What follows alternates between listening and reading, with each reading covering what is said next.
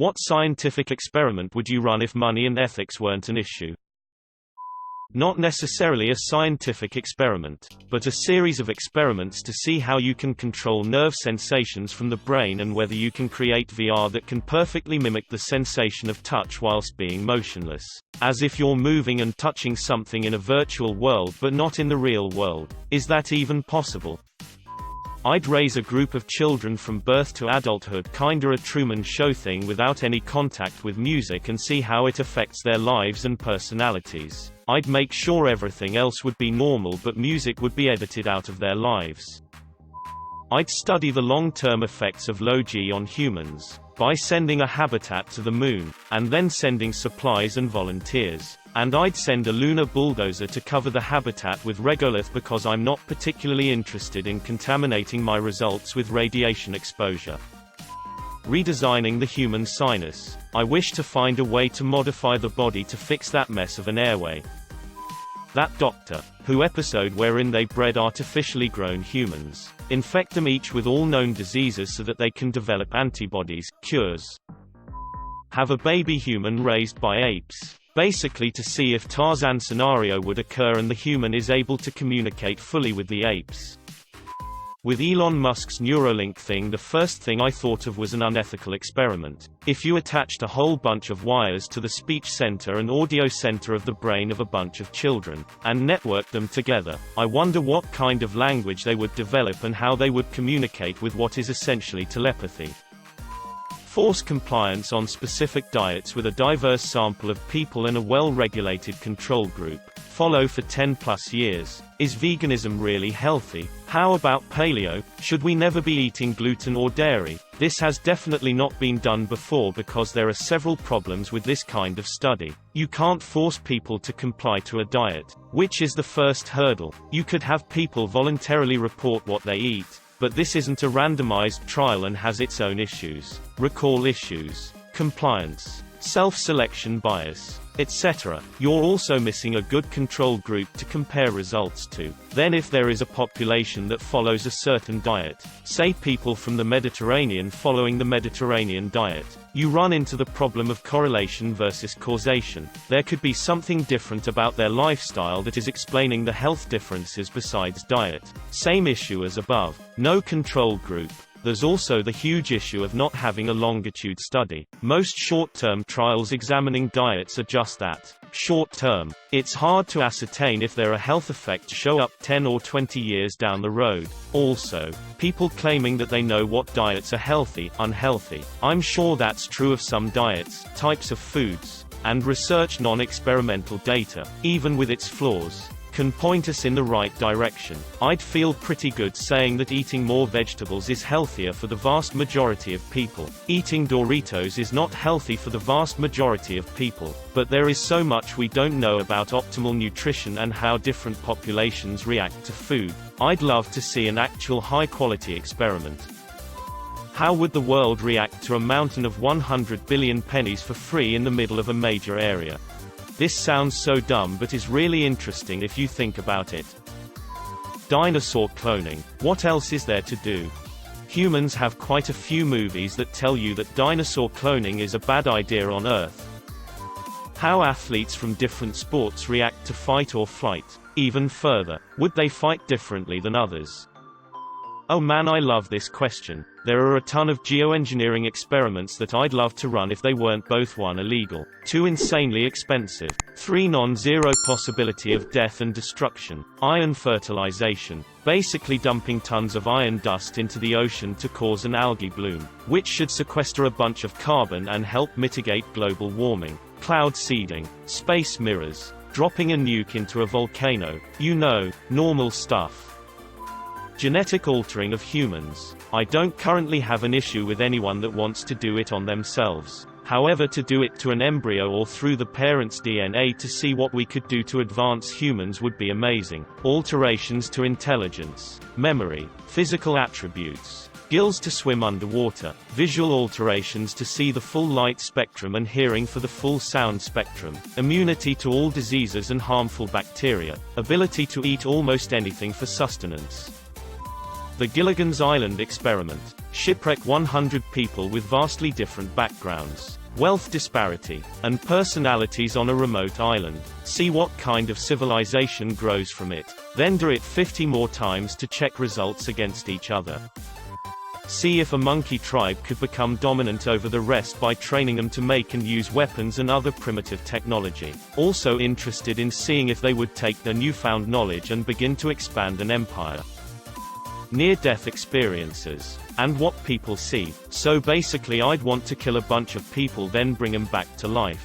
I'm sure a lot of them wouldn't make it back.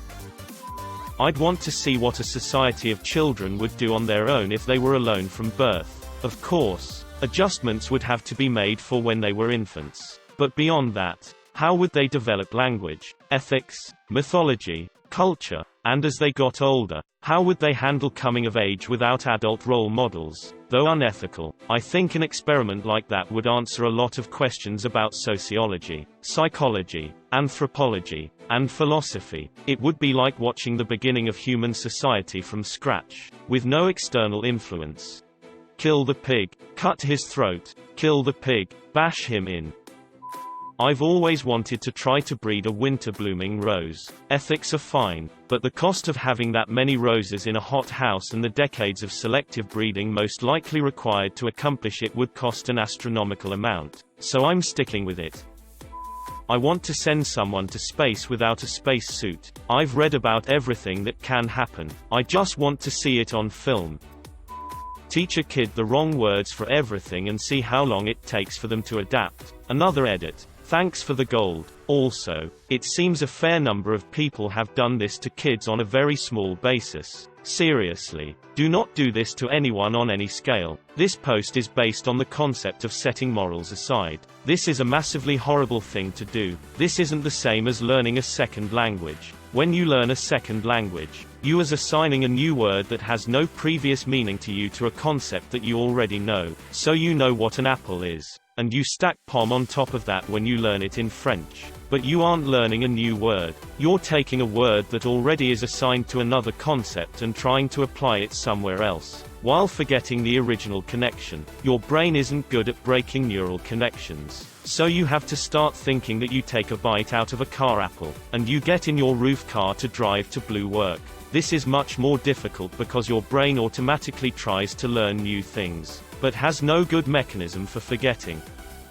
How children develop when occasionally microdosing LSD.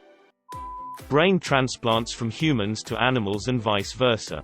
I'm thinking that the physical biology is too different for that specific cross-species surgery to work. Maybe start between humans, do a swap and see if they fare.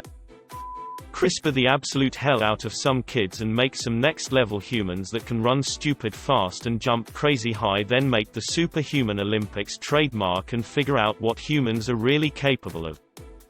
I will make 5 subjects of sane and healthy mind placed in a facility with 5 psychopaths. Insane murderers. They will have group activities in a pair of 2 from each group, and the activities will be of 2 types, moral and immoral. Then I will conduct results about how much these activities affect the subjects in both groups. They are not in a prison, they are just being volunteers. Prison is totally different scenario, and the Stanford prison experiment had totally different outcomes. These group of 2 will go through a murder activity, but psychopaths are not allowed to murder their partner or anyone other in the experiment.